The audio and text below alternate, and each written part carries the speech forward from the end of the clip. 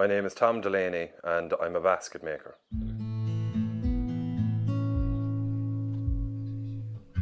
Like, the interest originally was there from my family, my dad mostly. His father made baskets and his grandfather made baskets, my great grandfather. But at this point I have to say it was not like a big professional outfit, you know, it was agricultural style things and within the townland. And necessity is the mother of invention in that regard, and it was simply just the need to contain things. So it wasn't like they had a big basket making outfit or they were even making a variety of things like you'd see here. It was purely that they might have knew how to make a few baskets and they broke it out as almost like a yearly thing, you know.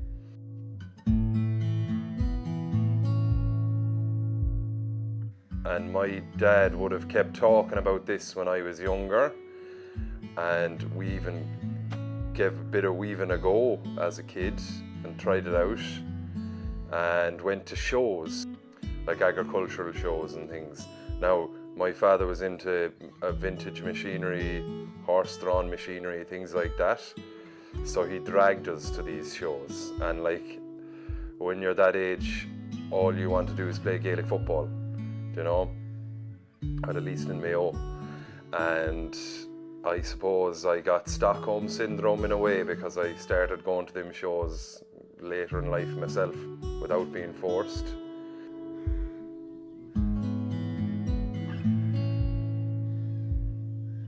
After that then I studied archeology in college and liked it, became an archaeologist, digging on sites and things like that.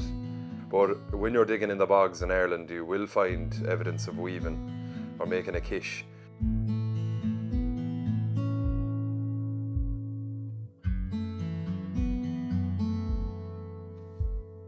In the town or in rural Ireland, if you claim to know anything, you're a bit of that fella, you know.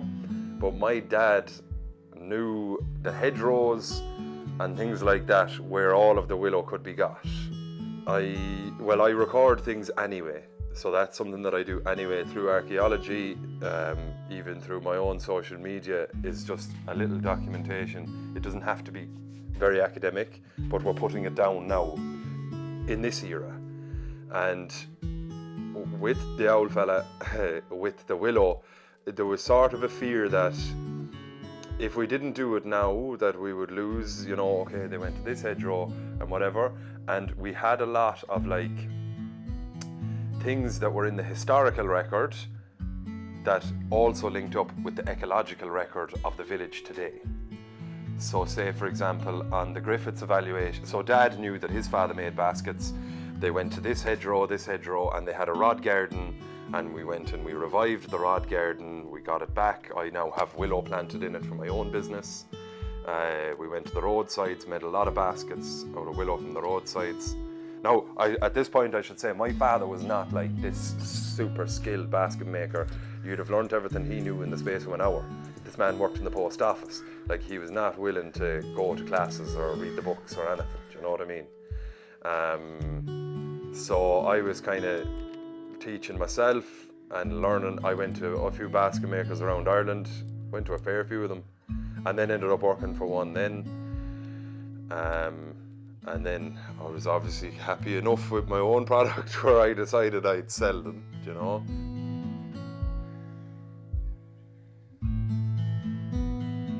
We found through historical accounts, like the Griffiths evaluation, we found a fella in our village and his name was down as being Basket Murphy. He was listed as having no land, but his trade was a basket maker. On the roadsides around where his house is all willow, and it's a weaving variety, and I made baskets out of it. And it isn't inconceivable to think that this man in the 1800s who'd no land, when every inch of land was fought for, was using the roadside as his resource. And it would have been handy for him because there was no machines or hedge cutters to cut it all in a day for him. Even if there was a cow out grazing it, he could go out and chew them off.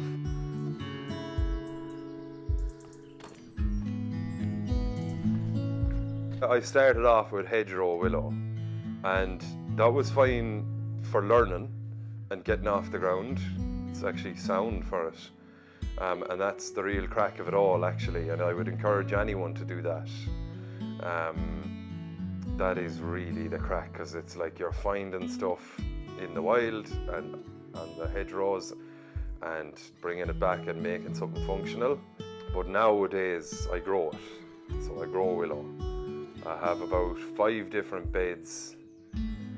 Don't know how much ground it'll be, maybe an acre, maybe over an acre.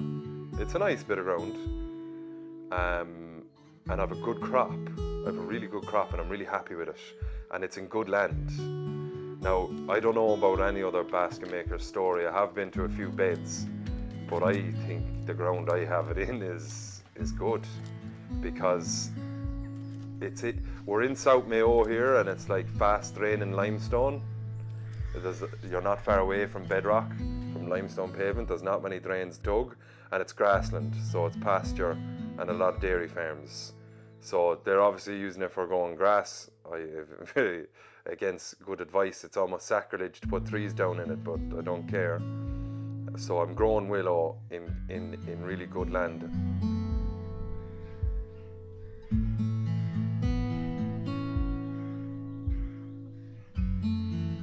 When it gets to the planning stage and things like that, you can kind of end up at a stage of this like real like creative flow, you know? Like I had to do it recently for the baby basket, and I got something like I hadn't got in years of this real buzz, you know? Kind of got it built in the stone wall out there too. That is good when that happens. But I have a lot of baskets now where I just don't even have to think, you know? Something like that now, or these. I don't have to think, and that's really nice. Just make. And even as a job, then I understand how privileged I am to have that, you know? So that's something that I had to work towards, and that's something that I didn't know that I would arrive at that destination.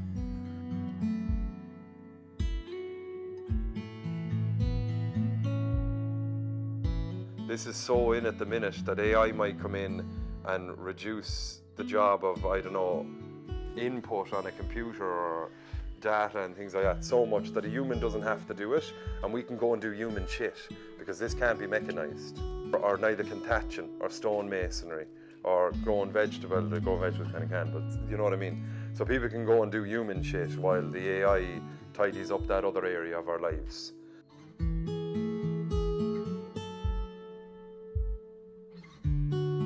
The best advice I give to anyone is that a perfectionist never starts. In the same way of the hedgerow willow and stuff like that, well, I know that I'm guilty of it as well, but what I see with a lot of people from teaching classes is people get caught up in the rules of, oh no, he said to do it like this, and it has to be perfect to the T the way that person said it, you know? And especially if you're on your own, don't be holding yourself to this incredibly high standard. Go, do it, and fail.